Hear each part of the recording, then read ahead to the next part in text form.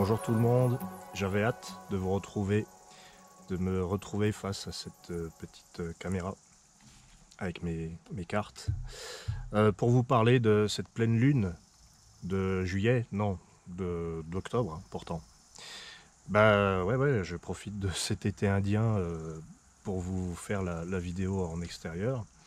Hein, ici il fait très beau, très beau et c'est vraiment, il faut en profiter. Voilà, donc je vais vous parler de cette pleine lune qui a lieu sur l'axe Balance-Bélier.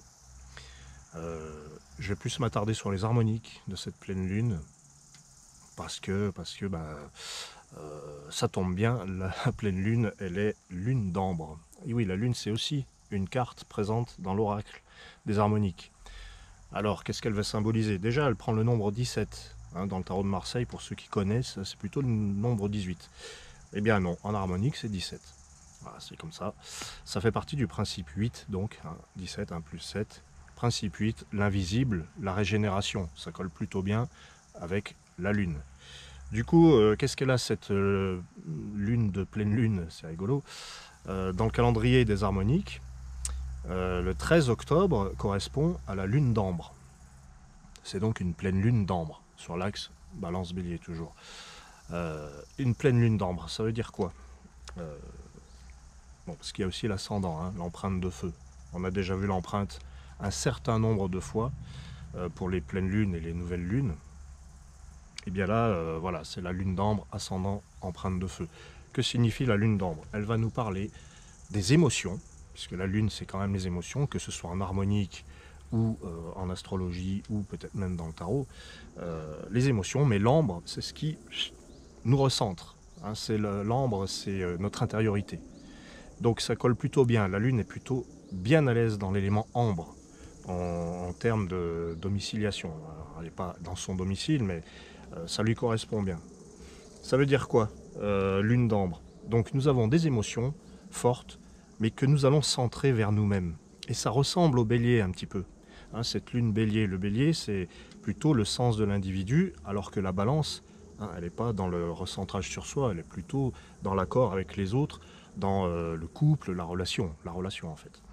Et bien cette lune d'ambre, elle nous dit, voilà, là on va faire un focus sur les émotions qui nous traversent, qui peuvent être effectivement instinctives, en tout cas incontrôlables. Et on va reconnaître dans la lune bélier, la pleine lune bélier surtout, ces émotions qu'on ne contrôle pas, qui peuvent arriver tout d'un coup avec impulsion, avec instinct. Ça peut être très passionnel. C'est quelque chose qui apparaît d'un coup comme ça, qui nous saute dessus. Ça va prendre les couleurs de la colère, par moment, évidemment, puisqu'on est quand même dans le bélier, signe de feu. Et en harmonique, cette lune d'ambre, eh bien, elle nous dit, oui, j'ai des émotions, mais je vais les ramener à moi. Alors ça veut dire quoi? Ça veut dire que je me sens un petit peu... j'ai l'impression que je suis visé. C'est ce que dit la lune d'ambre. Je me sens visé. Il y a un côté magnétique avec cette harmonique 17. Si vous tapez la date de la pleine lune, 13 octobre 2019, vous allez voir ceci. Évidemment, là, la lune est l'empreinte. Et puis la troisième carte, vous allez voir le lotus. Alors j'insiste beaucoup sur le recentrage sur soi, parce que l'empreinte le dit souvent ça, c'est faut se recentrer. D'accord, mais en négatif, se recentrer, c'est peut-être prendre les choses à cœur, les prendre pour soi. Voilà, cette pleine lune, elle nous parle de ça, elle nous parle de ces moments où on se sent attaqué, on se sent agressé, on a l'impression qu'on nous en veut, on a l'impression que ça a été fait en direction de nous. Ce qui est dit est fait en direction de nous. Mais l'empreinte de feu, qu'est-ce qu'elle nous dit? Elle nous dit, oui, certes, l'empreinte, elle a besoin de quelque chose pour se poser, hein, pour prendre une forme. C'est un petit peu le soleil balance, hein, l'empreinte de feu, finalement. C'est j'ai besoin d'un modèle, j'ai besoin de quelque chose pour imprimer.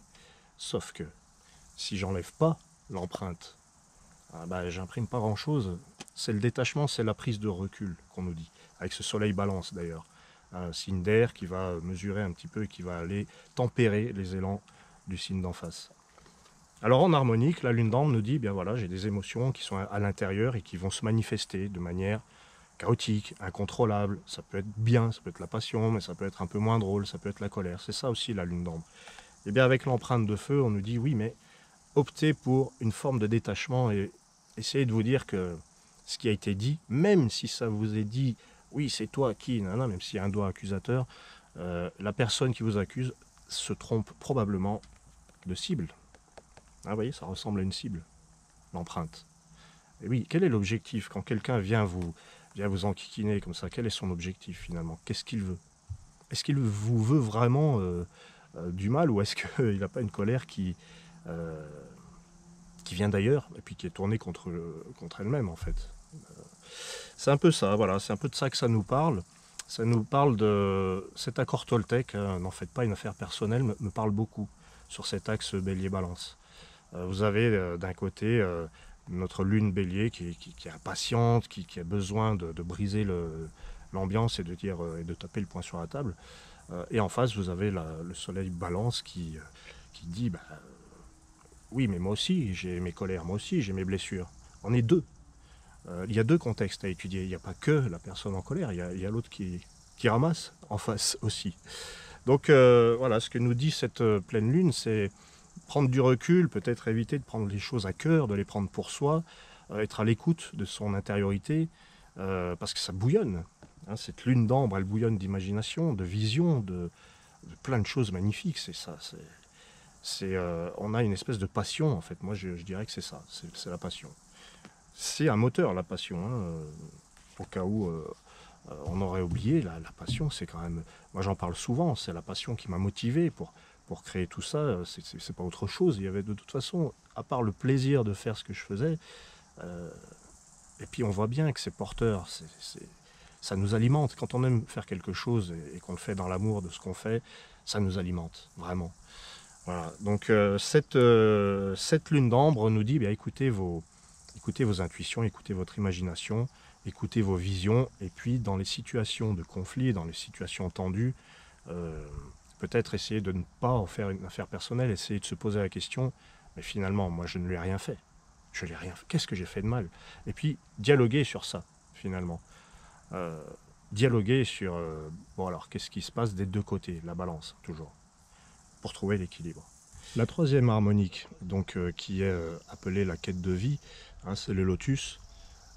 Et là, la quête du lotus, la recherche du lotus, c'est cette pureté, cette purification. Et quand on a en quête de vie le lotus, on se sent un petit peu en danger. Quand c'est mal vécu, c'est quand on se sent en danger, on est sur la défensive, on a envie de se protéger. Et du coup, cette lune d'ambre, oui, elle se sent fragilisée forcément. Elle est en mode émotionnel, émotive. Donc on a besoin de se protéger. C'est pour ça qu'il est là, le lotus, en troisième position. Et il nous dit, peut-être qu'il faut nettoyer quelque chose. Peut-être qu'on se défend de gens qui ne nous attaquent pas. C'est un peu les moulins à vent de Don Quichotte, mais c'est peut-être un peu ça. Mais ça montre qu'il y a quelque chose à purifier. Il y a des petites choses à enlever autour de soi. Si on se sent attaqué, c'est qu'on n'est pas bien, finalement. Mais on n'est pas forcément attaqué. C'est ça que veulent dire ces trois cartes. Cette lune d'ambre, cette empreinte de feu. Hein, voilà, c'est vraiment un tout. Les harmoniques fonctionnent comme un zodiaque. Dernièrement, il y a de plus en plus de gens qui me disent tiens, j'ai calculé mon signe, c'est vachement intéressant, et pourquoi il n'y aurait pas un horoscope fait à partir des harmoniques plutôt qu'à partir des 12 signes. Bon, ça existe déjà dans le magazine Strada, qui est un magazine local qu'on trouve surtout en Auvergne-Rhône-Alpes et surtout en Haute-Loire, évidemment. Mais c'est possible de faire un horoscope des harmoniques. Je l'ai diffusé par Strada d'ailleurs, mais il est possible que ça devienne un thème de vidéo. Donc soyez pas surpris, vous trouverez probablement un de ces jours un horoscope qui se basera sur vos harmoniques. Donc je ne peux que vous inviter à aller découvrir cette triade, hein, les trois premiers signes qui sont souvent très parlants, en allant sur le formulaire de calcul et à demander votre thème complet. Le thème complet, c'est 10 harmoniques, c'est pas seulement 3. La triade, ce que j'appelle la triade, c'est harmonique source, ascendant et quête de vie. Hein, cette triade, elle nous donne une base extrêmement intéressante, mais qui va être développée et déployée en 10 harmoniques dans le thème complet. Vous aurez l'occasion de découvrir votre triade, en tout cas si vous allez sur le site et si vous mettez dans le formulaire de calcul votre date de naissance, c'est automatique, c'est gratuit, c'est archi simple, et vous avez les 3 cartes avec les textes qui se déroulent. Et ensuite, vous pouvez aller voir sur le site ce qui est proposé comme consultation, comme PDF et comme audio. Voilà, moi, c'est toujours un immense plaisir de faire les audios. sur les études de thèmes de naissance, de l'année et de couple. Le thème de l'année, c'est la révolution harmonique. La révolution harmonique, donc, que je vous recommande vivement, qui est comme une révolution solaire et qui donne des éclairages sur votre année à venir. Je vous remercie infiniment d'avoir suivi et de continuer à être très nombreux à vous abonner. Merci à vous tous, à très bientôt.